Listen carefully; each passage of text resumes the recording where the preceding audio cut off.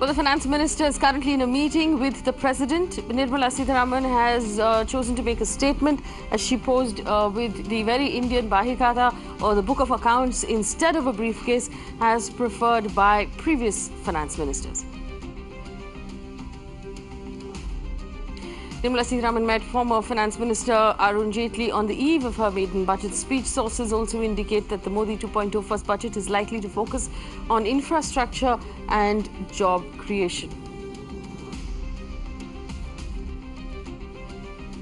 And ahead of the big budget, markets open cautiously in the green. Key sectors to watch out for during the budget speech will be banking, real estate and consumption-related stocks. And the economic survey tabled in Parliament on Thursday predicts a GDP growth of 7% for the year 2019. Survey notes that the political stability of the mandate of the Modi government has helped improve the economy. And Lok Sabha passes the Aadhaar Amendment Bill by a voice vote. The bill allows voluntary use of Aadhaar as proof of identity for opening bank accounts and procuring mobile phones.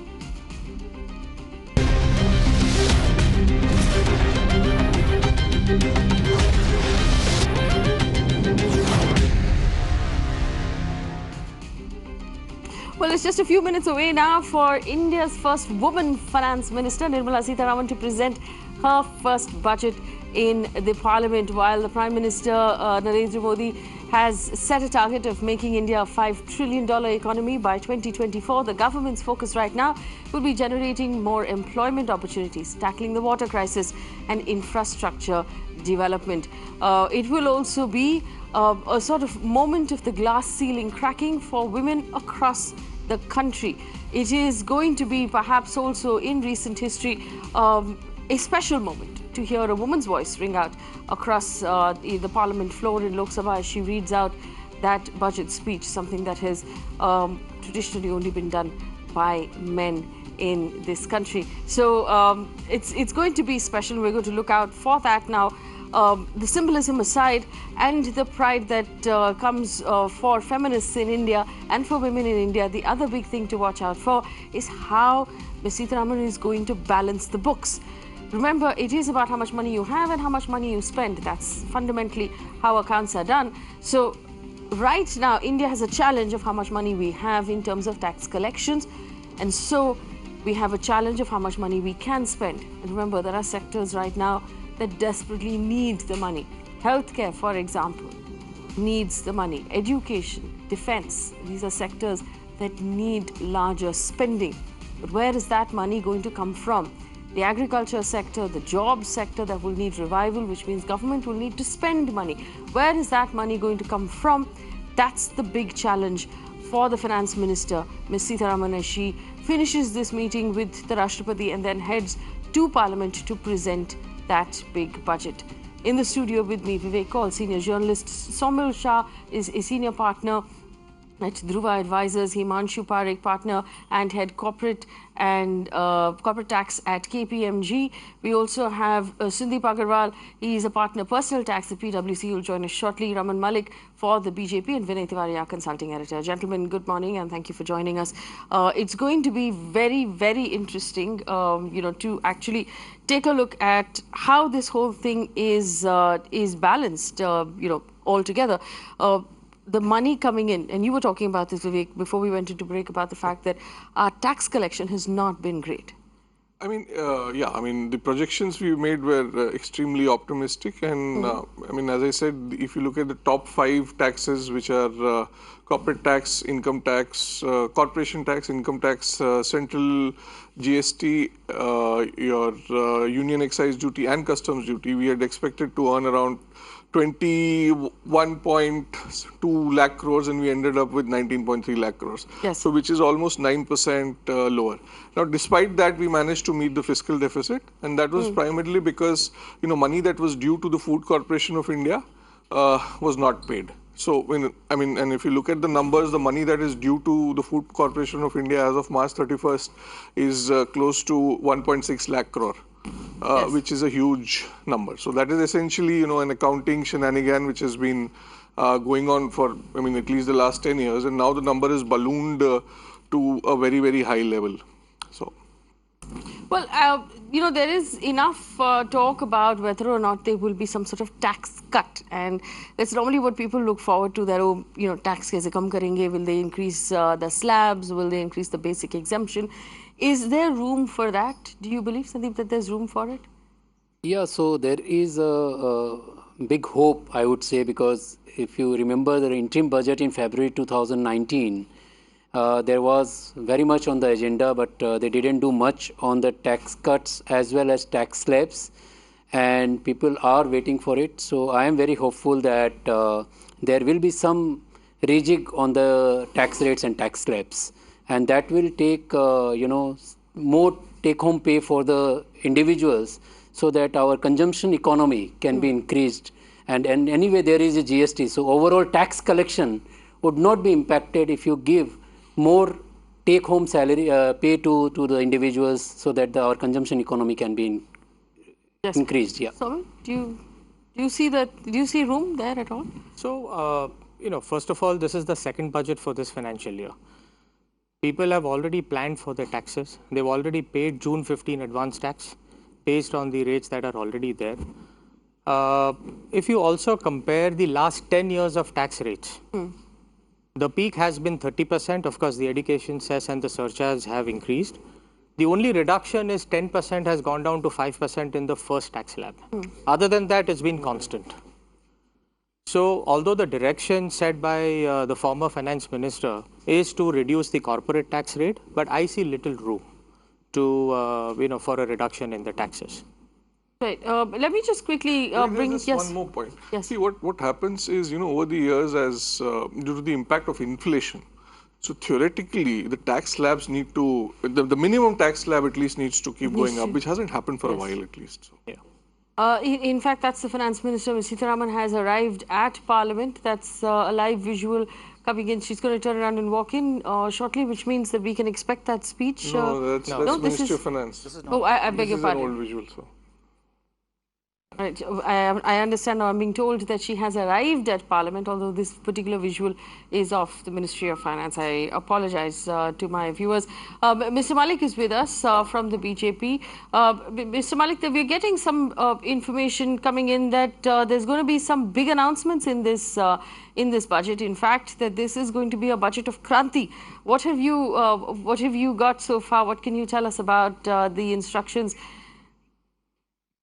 Okay, all right. We don't have Raman Malik right now. He's not with us. Vinay, this is. I mean, we've had Tom Vadakan mentioned something about Kranti and about how this is going to be a tough decisions budget. So maybe there's something there to look forward to. Yes, Mr. Vadakan is not here anymore, but I actually wanted to ask him this question. Look, it's obviously the spokespersons can't talk about what's going to be in the budget, but there is something the party can commit to on behalf of the party, which is this.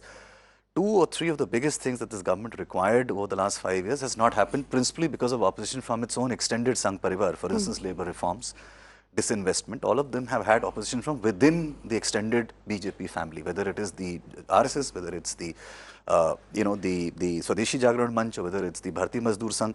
They've been tooth and nail opposing this. I mean, even in retail, it's trade, FDI investment, they've had a view on it, and that view seems to have prevailed on the government. The government has been reluctant to do a few things.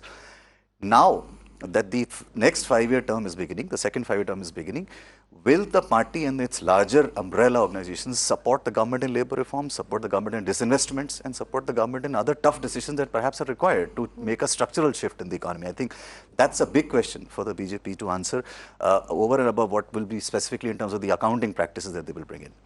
I just wanted to add to what Vinay is saying, including Air India. One of the reasons that Air India sale did not go through, I mean, other than the fact that it was badly incentivized, was the fact that the RSS did not like the idea of Air India being sort of privatized. Well, those are all going to be very interesting, discussions. In fact, I'm just going to check if Tanvi is in. Tanvi is ready with the inside track on information that we're getting from sources on what the budget is likely to focus on. Let's go across to Tanvi. Tanvi, what do you have? Well, Faye, let me begin with what the common man, the middle class, can really expect.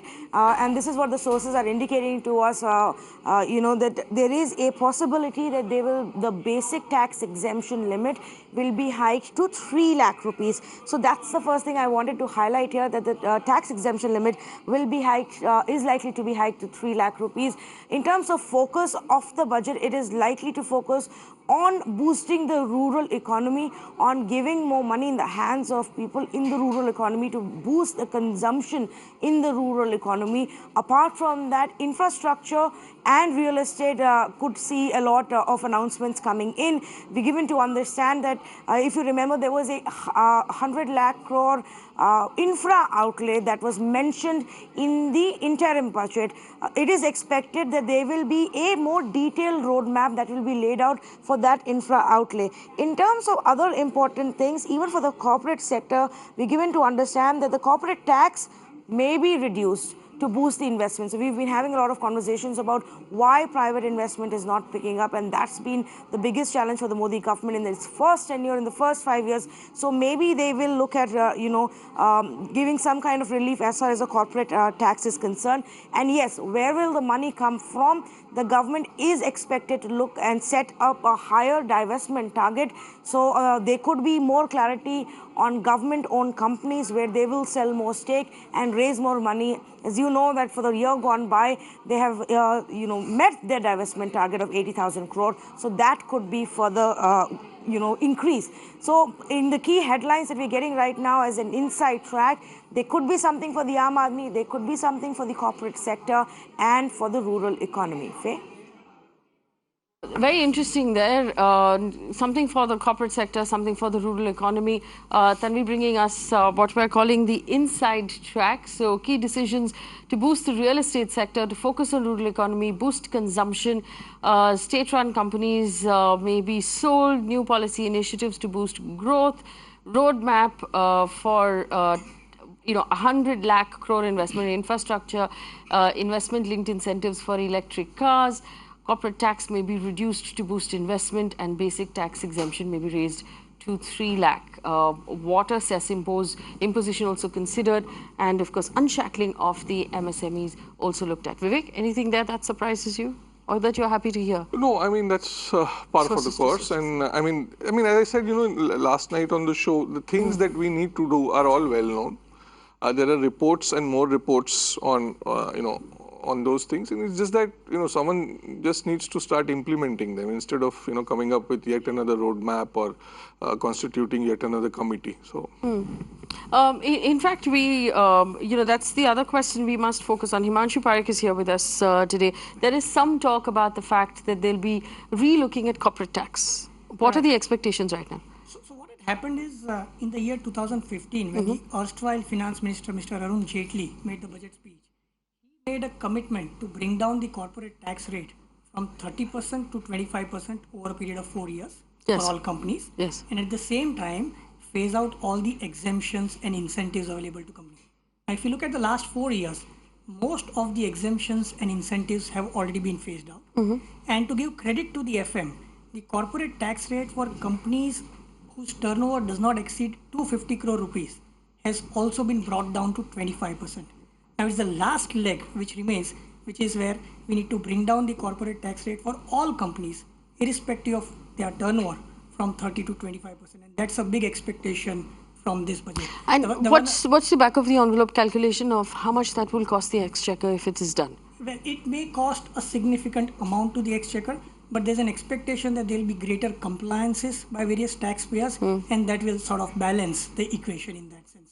One other key expectation on this front, and that is in the context of LLPs, limited liability partnerships. There's a need to bring in parity between the tax rate of companies and LLPs, which are currently subject to tax at 30%. At least for those LLPs whose turnover does not exceed 250 crores, that tax rate needs to be brought down. Well, this is very interesting but unfortunate bandits argument, which is that if you want me to pay tax, bring down the tax rate. Otherwise, I won't pay tax at all.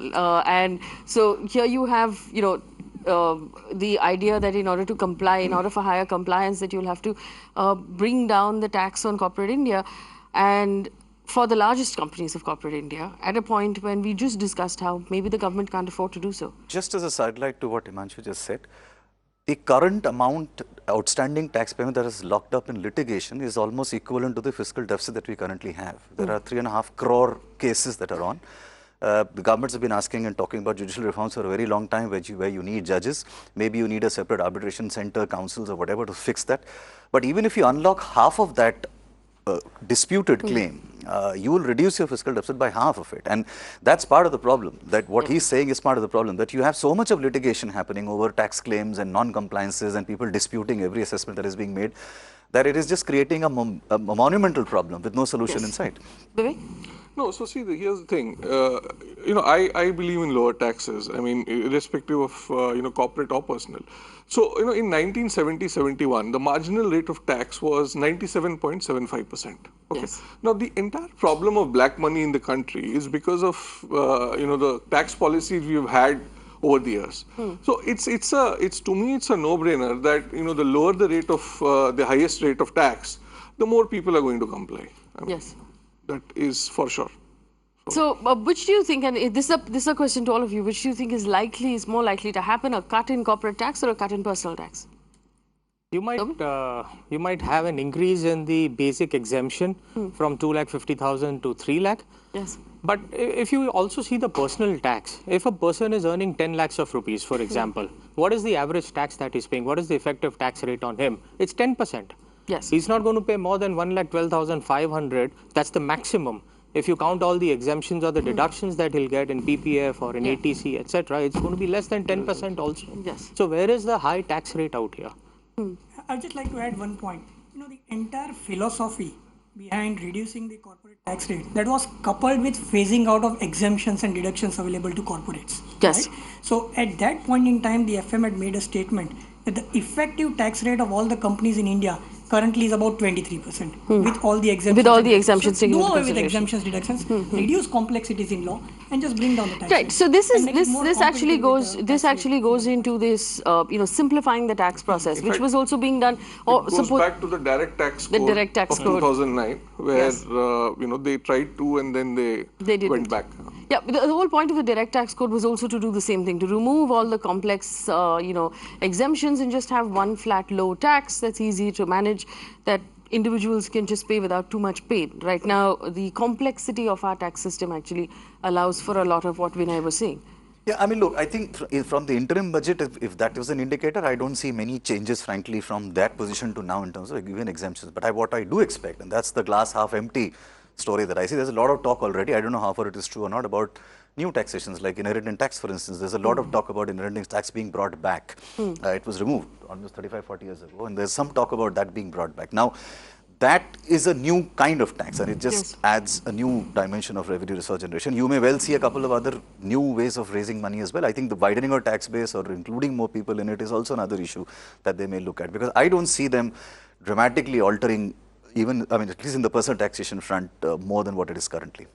The other question we must ask is about GST and the simplification in that process as well. The whole idea behind GST was to simplify the indirect tax system. Has that actually happened? Is there room for more simplification? Is there room to do it in the budget, or does that completely stay out of the purview of the budget? Vivek? I mean, see, as someone who used to pay service tax and as someone who now pays GST, I think the service tax regime was much simpler, much more simpler. Okay. What people, people talk about the fact that GST is simpler than how, the situation used to be. But what they forget is that in goods and services tax, services is also an important part. And for people who used to pay service tax was inherently much more simpler. So the kind of compliance that is required under GST is simply, for an individual, taxpayer is mind-boggling. I mean, yes. So that on the ground, if you see, like when we say ease of doing business in India, if you see the ease of filing tax in India, the needle has hardly moved. Yes. Right? Overall, we are seeing that needle has significantly moved on ease of doing business in India, but I think there is a lot to do on the enablement Simplification. at the ground. What stands in the way of simplifying our tax system? I'll just give you a very system? simple example in case of GST. Just the screen, okay, when I'm filing the... So I still don't get it as to why do I have to fill, GST, state GST and IGST separately. That is something that the system should sort of pop up on its own. I mean, the information technology is developed enough. If I make a mistake while filing it, let's say instead of paying SGST, I end up paying IGST. I cannot correct for it. So then I have to, pay tax again and then adjust it in the next month. And so there are a lot of these simple things where the user end of the interface has not been taken into account. It's just that the back end is now also the front end. So just to supplement what he said, in the service tax regime, there used to be only one tax return which had to be filed across India. Now for each state, you need to file a central return, a state return, and IGST, and it just complicates things. So which comes back to my question: what's standing in the way of the simplification of our tax process? Because, like you said, direct tax code. We started talking about it in 2009, was it? And in fact, Mr. Jaitley constituted another yes, committee for simplification. yes, he did. And I remember Mr. Chidambaram. It was his pet project. He talked about it over and over and over again, and it never happened. Just to draw your attention to the screen, that's the Prime Minister who has now arrived at Parliament. He's walking in right now, which means that the speech will start shortly, and we will have a woman present the accounts of the country, which will be pretty cool. But go ahead. Yeah, just to share with you, the current government has also set up a task force to look at the current income tax law and come up with a new draft of Income Tax Act. That task force is expected to submit its report and a new draft Income Tax Act before the end of July. So all eyes on that new code. So then it's unlikely that we'll hear anything other than perhaps say sounding off of, this is coming. It's unlikely that we're going to see any changes then in this particular budget. Perhaps not so many changes because the expectations are much more from the new law rather than from and also given the timing of the fact that, it was said, you said that this is the second budget of this year, which means that people have already filed their advance taxes. So it's not really a great time to make any changes. It would be inconvenient. No, but see, here's the thing. See, the June advance tax is a very recent phenomenon. It only started, I think, 2 or 3 years back. And in fact, a lot of people are not even aware that advance tax needs to be paid in June. So if they want to make changes, they can. I mean, I don't. In fact, there's a strong debate that, there shouldn't be tax proposals every year. It should be once in 2 years, once in 3 years. Let there be certainty. There should be a certain consistency. Like, take something like the taxable income, the minimum limit. I mean, why should this FM, every year come and make an announcement and make it so political? I mean, just link it to the consumer price inflation. Yeah, that's true. Similar to GST, like you have a council and they can make the changes throughout the year rather than it's one annual event. Because this is, and I've I've tracked personal finance now for 15 years, and this is an annual event where basically everybody says, oh, I wish this happens. And then you wait with bated breath for the finance minister to give you this, oh, we've increased it by, even if, like what you said, if it goes up by from 2.5 lakhs to 3 lakh rupees, that's a saving of 5,000 rupees a year. For everyone, effectively. 2,500. Now it's no longer 10%. There's that 5% slab as well. It's not a very significant thing. So it should happen when, on a regular basis on its own. I mean, why should we even bother about, and why should an FM get involved with such small things? There are bigger things that need to be. But the truth is, it's a nice sort of, people love giving good news.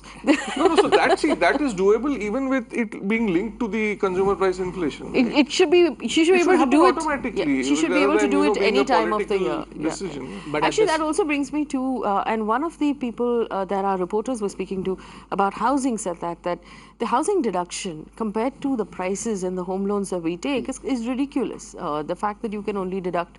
And last year, they in fact took away that extra benefit that was given to the second house or the sort of. No, but that was, I think that is the only genuine reform that Arun Jaitley carried out. Primarily because I can understand the government incentivizing the buying of the first house. I see no reason why a government should incentivize buying of the second house. And that entire thing was basically a fraud. You could deduct the entire interest you paid on a home loan from your taxable income as long as you declared a notional rent. Notional rent is 2%. Your interest rate on home loan is 10%.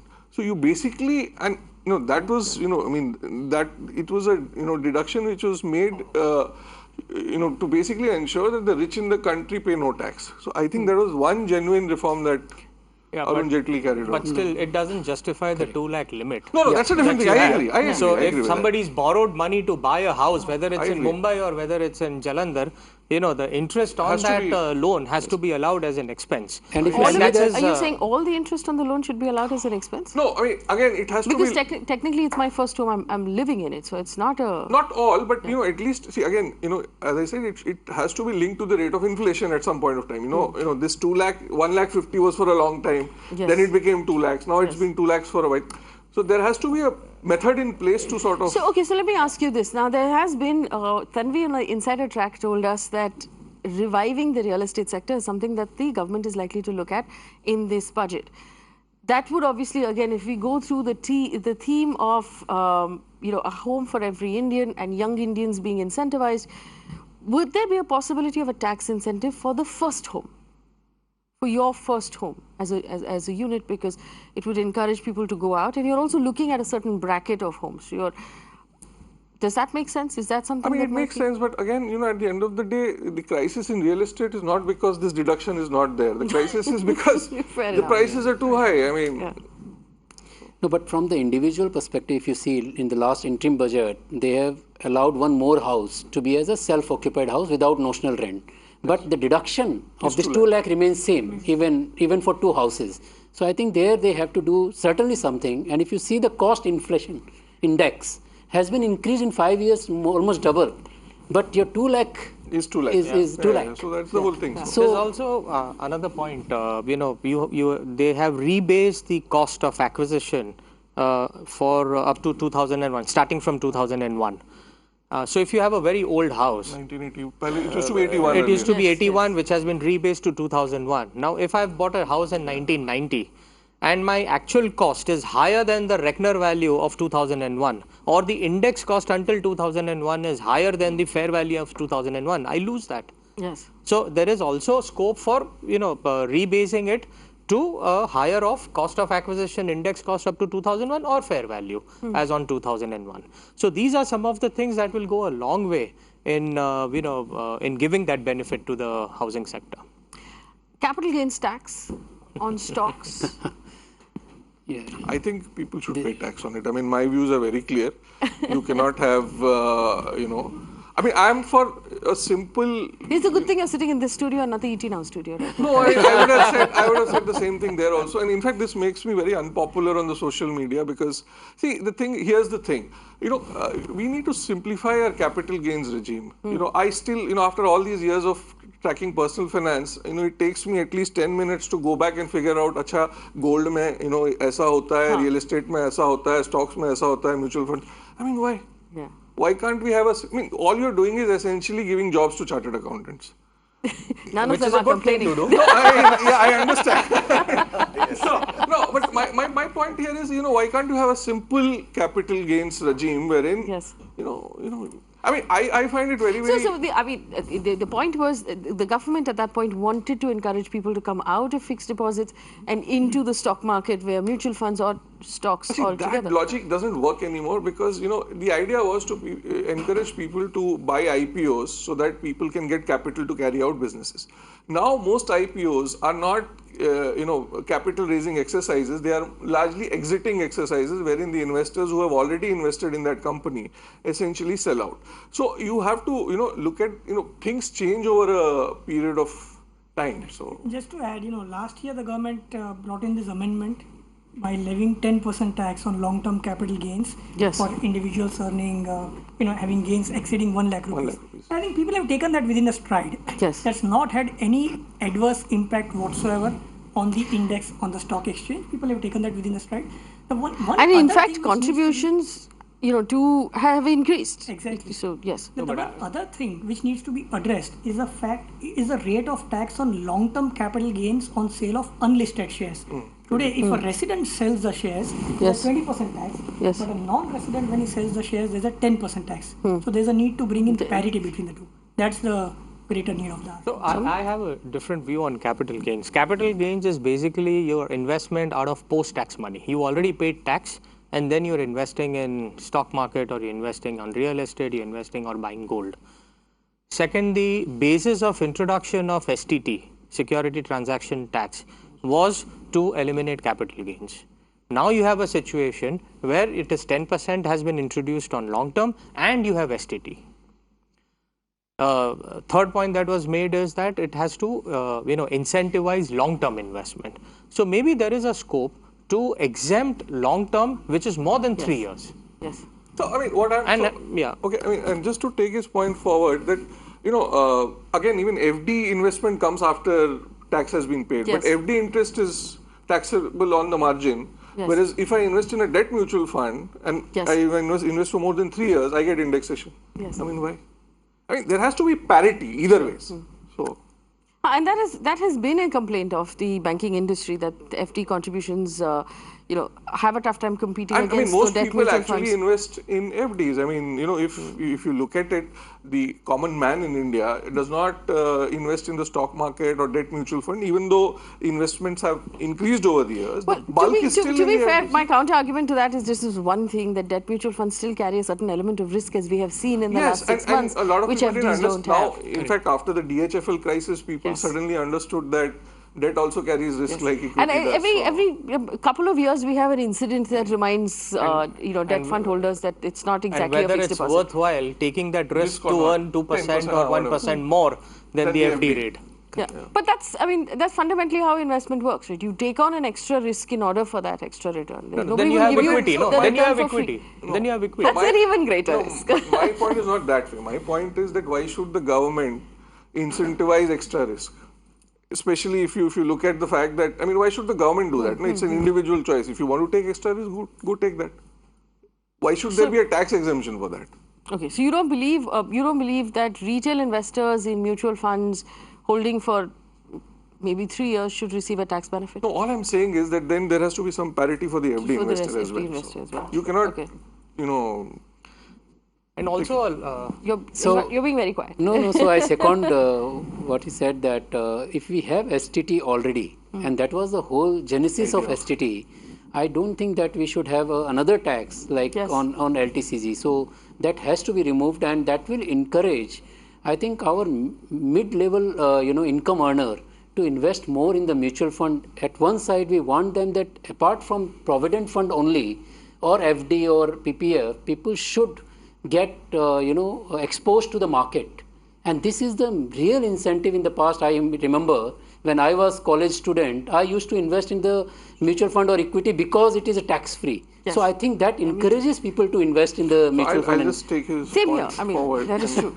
See, look at the fact that there have been 3 repo rate cuts this year.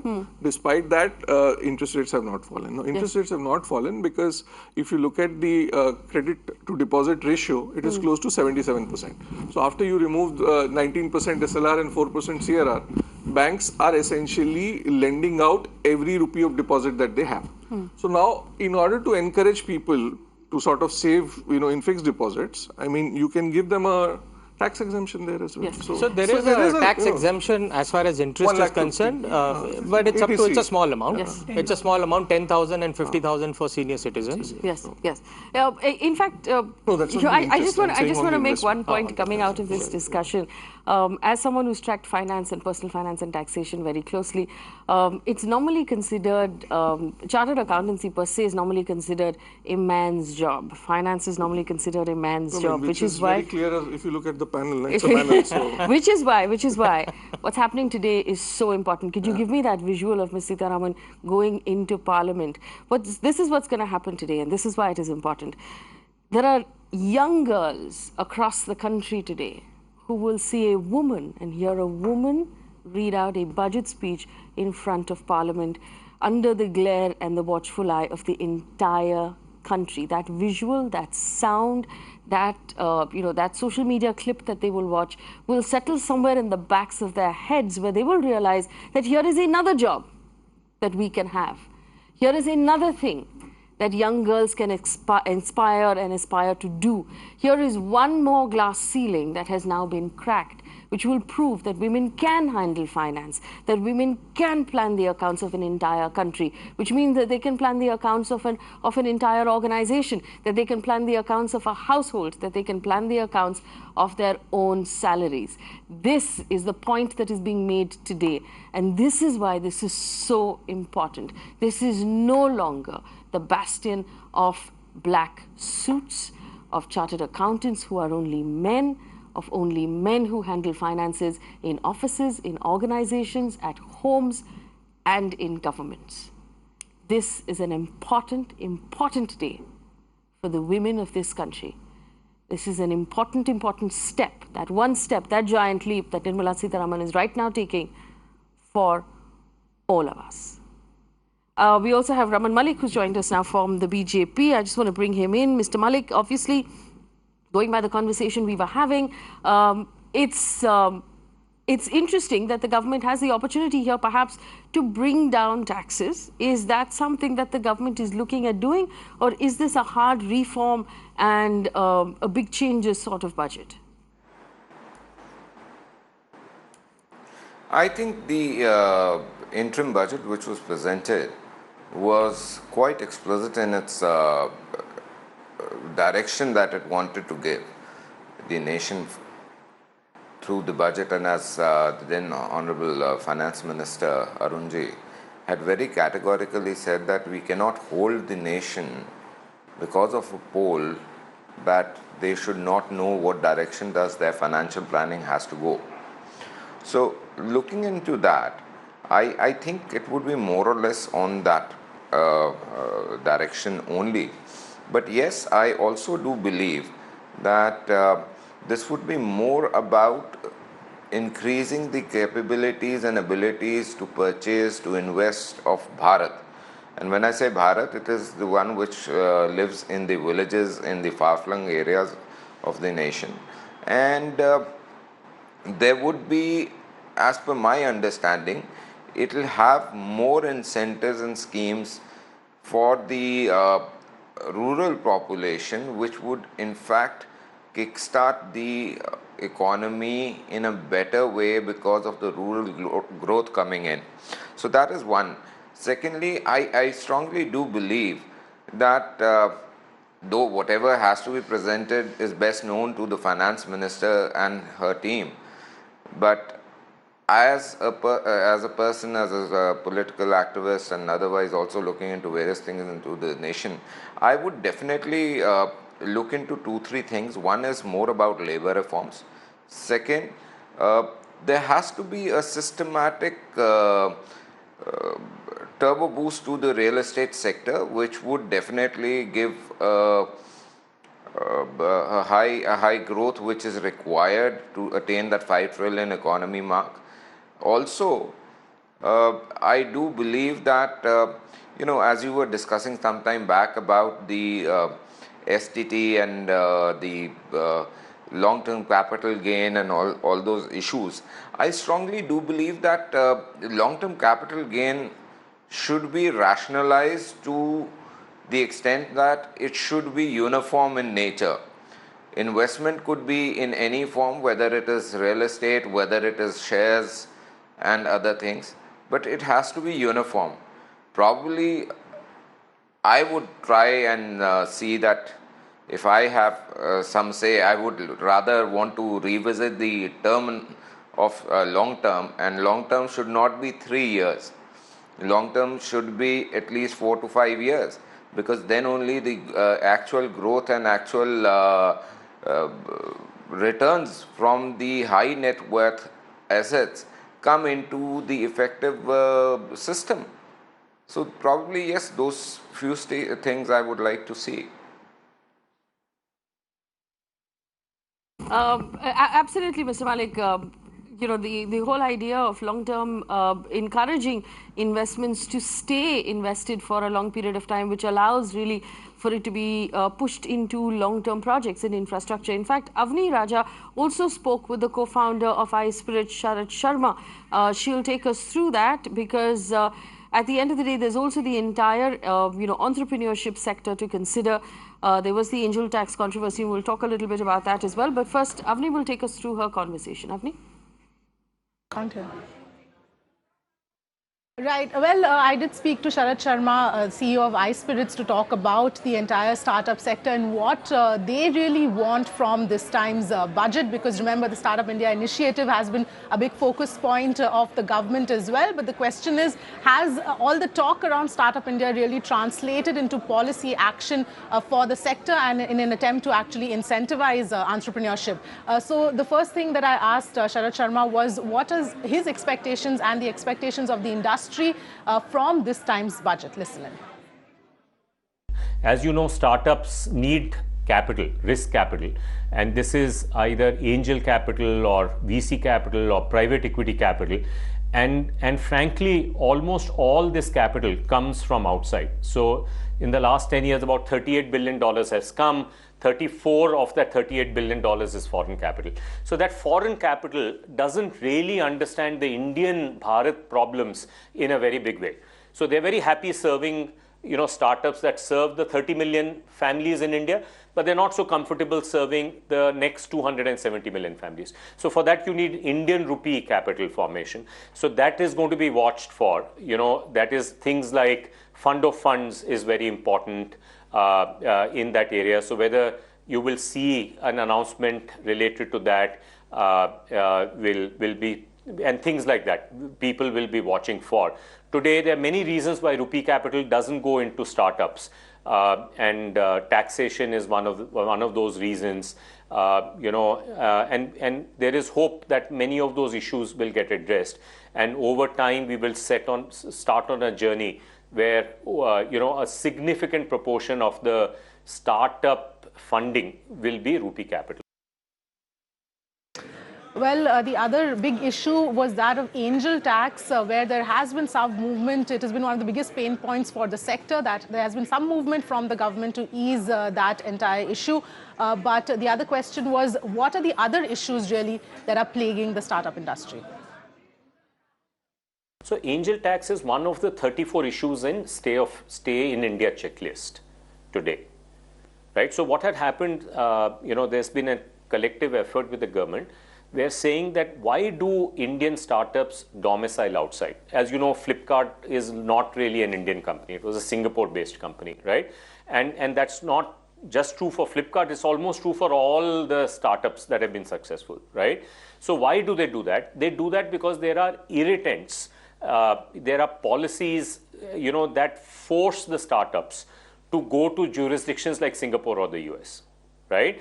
And so what the government of India is engaged in is to resolve these areas, and collectively everybody sitting together picked out 34 items that are in phase 1, of which angel tax is one of those items. So the question is, and there's been progress that's been made on roughly about 20 of them, but everybody will be watching out for whether or not there is progress made on many of the remaining 14 or so items that are there.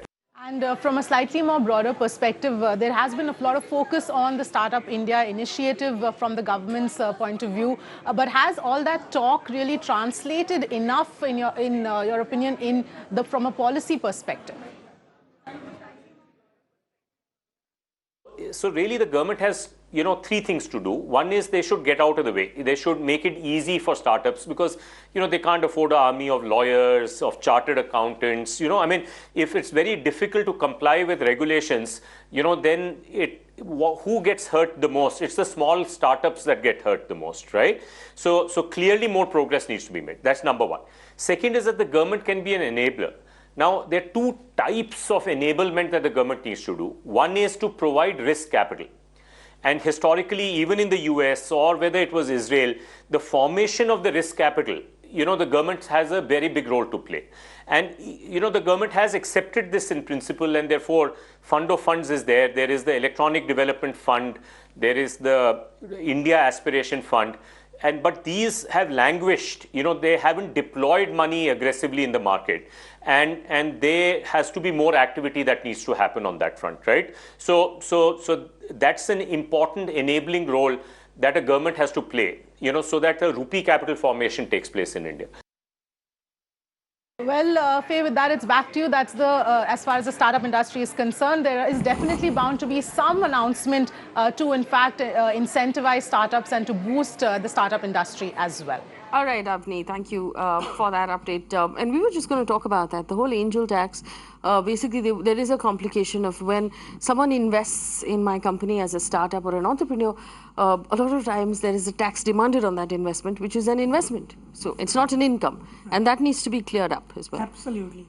So we have this provision in the Indian income tax law which says that where an unlisted company issues shares to Indian residents at a price exceeding the fair value of the shares, then the excessive amount is deemed to be income of the company issuing shares. Although it's a transaction on capital account, it's deemed to be income in the hands of the company issuing the shares. And the million-dollar question out here is, how do you determine the fair value of shares? Yes. Now that's a very subjective exercise. Yes. And who is in a better position to decide the fair value of the shares?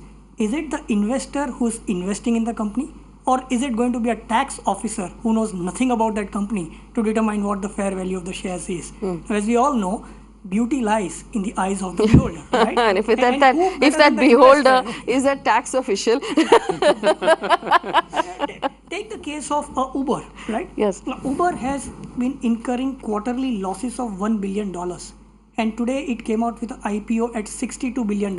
Yes, so what's the fair value? Exactly. Yes. So startups are valued based on their idea, not based on their assets. Yeah, based on the potential. Based on their potential. So it is best left to the judgment of the investor and the company to decide. So there has also been a fair amount of complaint. I remember Mohandas Pai also brought this up. His son invests in startups about the fact that they face harassment from tax officials because your local income tax guys know that you've just raised a round of funds, which means money has come in. And they also know that tax litigation actually shows up very badly in the due diligence of a company, of a startup to raise a second round. So they would want to make that go away. Nobody likes to have tax litigation when you're doing, when there's, due diligence being done on you by a new investor. So there is a certain amount of harassment that also takes place. No, absolutely. And I think the basic assumption is that this is laundered money, and therefore you have to justify the investment that is being made in a startup. Yes. Now, this is Income Tax Act. As you rightly said, it is tax on income. You earn income, you make profits, and then you pay your taxes. Not on the investment. It is wrong to tax investment. You have other provisions under law. You have GAR now. Yes. You have Section 68, which basically empower the tax office to, to tax laundered money or unsourced, unexplained credit, or the investment that is from, unknown sources. But a 5627B, which has now exempted startup, but only to the extent of 25 crores. So why do we have these conditions if we want to promote entrepreneurship, if we want to promote this culture? And this is specifically a government that wants to promote entrepreneurship. See, basically, if all these things are not there, the IRS officers will become irrelevant. That's the long and the short of it. So. In fact, with computerization and big data, they are anyway becoming the removal of discretion from the income tax officers was among one of the reforms that the government was going to bring in. So, for example, the filing of our taxes right now, which is done with no human intervention, right? We file it, it goes to to the head office in Bangalore, and you get your papers are generated, and mostly now even your refund comes fairly on time. It's better than what it used to be. It's better than what it used to be. There's less interaction between you and a tax officer. Right. That's the aim. That's the way forward. So shouldn't this also be part of that system, where basically you remove the discretion as far as possible of an income tax officer who will come saying, make this go away, I'll tell you what it costs. Yeah, I have one more point here, the entire ecosystem which we are building at one side, that Make in India, creation of jobs, etc. And these startups will really help in generating the employment in India, because rather than getting employed by a college pass out and creating a startup, he's creating 10 jobs.